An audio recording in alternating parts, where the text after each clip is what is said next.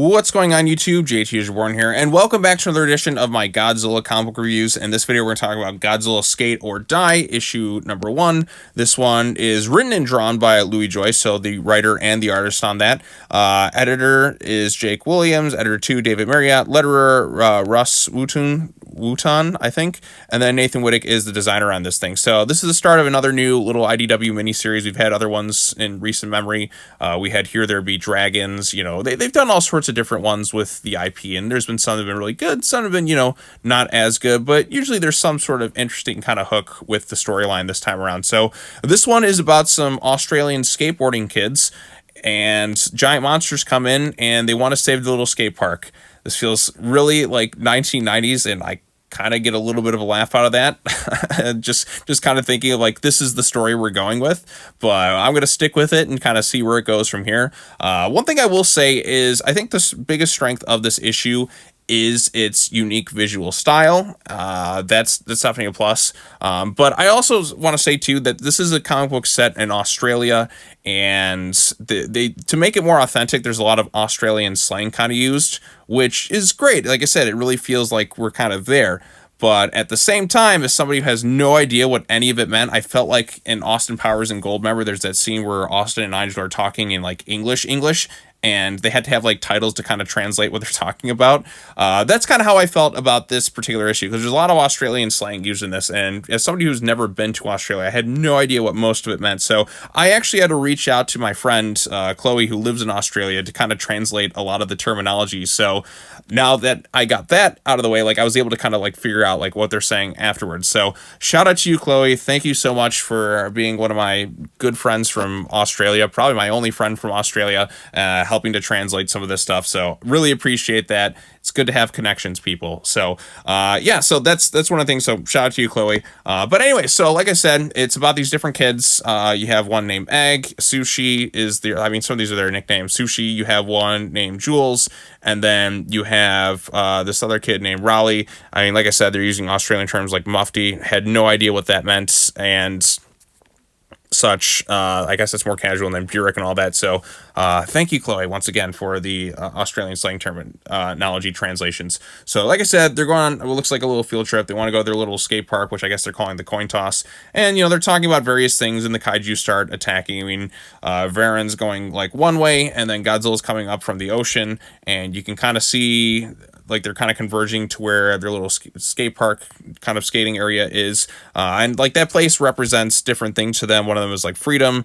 It's a place that they just really enjoy being. Like they're passionate about their hobby. They love it. It makes them feel great. And that bit of joy that they have, that they kind of bonded over as friends, is about to be destroyed. So there is a personal connection with it. And of course, now they're going to have to find some way to try and save it.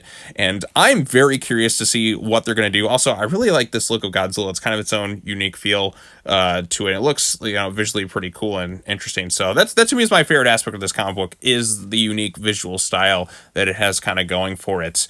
But I'm just also kind of wondering, like, this is the story. The storyline, just like I said, it feels straight out of the 1990s, early 2000s. Like, I feel like I want to crank up my Guerilla Radio like it's Tony Hawk's Pro Skater 2. It's like, I'm so curious how these kids are going to try and stop these giant monsters from destroying their little like skate park that they have going on, their little secret spot that they call the coin toss. At least I think it's called the coin toss. I read twice, and that's seemingly what they're referring to it as.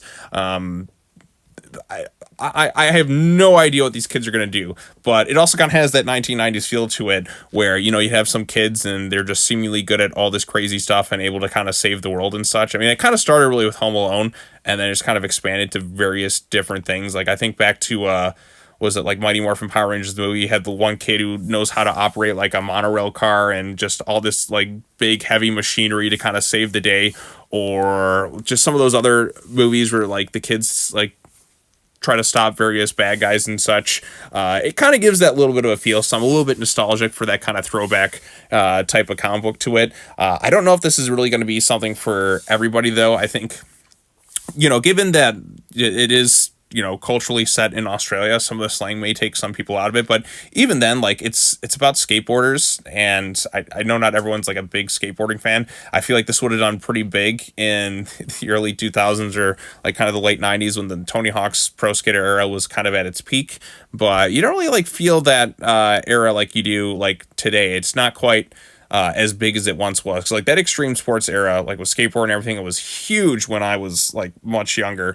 I mean, all my cousins were into it. I could never skateboard. I was pretty terrible at it, but I could ripstick, and I was pretty good at that. So like, go figure. But yeah, so there is a bit of a throwback feel to like simpler times with this storyline. Not the most compelling or captivating because it's just kids who want a skate park and giant monsters coming through, and I feel like there's more serious things to kind of worry about than your little skate park. But like, it's the place when you really think about it, it's like the place where the kids just like love it. Like it's their place of zen. Like it's one of their like special locations. They don't want to see it get destroyed. So no idea how they're going to try to stop these giant monsters, but I am definitely like curious. I'm seated to see what happens next. Maybe not the strongest first issue out the gate, like not necessarily the most interesting storyline, but it definitely has that 90s early 2000s throwback feel to it with the whole extreme sports kind of era with the skateboarding and the kids trying to stop and save the day. So I have a soft spot for that sort of era. Like I think back to movies like Airborne or like Johnny Capahala or Johnny Tsunami or whatever.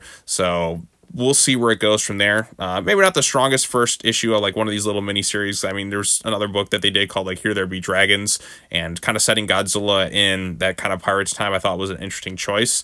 It kind of allowed for something different. Like this one, it's just, skate or die.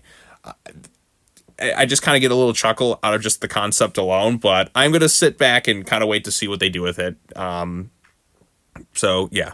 All right. Well, what did you think of the issue? Did you like it? Did you dislike it? Post your comments down below. Be sure to share this video with your friends. Are you all for this concept? Do you think it's just a little too ridiculous? And like, why are these kids so concerned about their skateboarding things when there's a little bit more other important thing coming out? Because they could always like find another spot, I'm sure. But I mean, if like your home's getting destroyed, I'd be pretty sick too. But there's giant monsters coming to the city. I feel like there's more things to worry about than trying to save your little skate park. But we'll see what happens next. All right, well, that's all I have to say. As always, take care now. Bye-bye then. See you all in the next video. Peace out.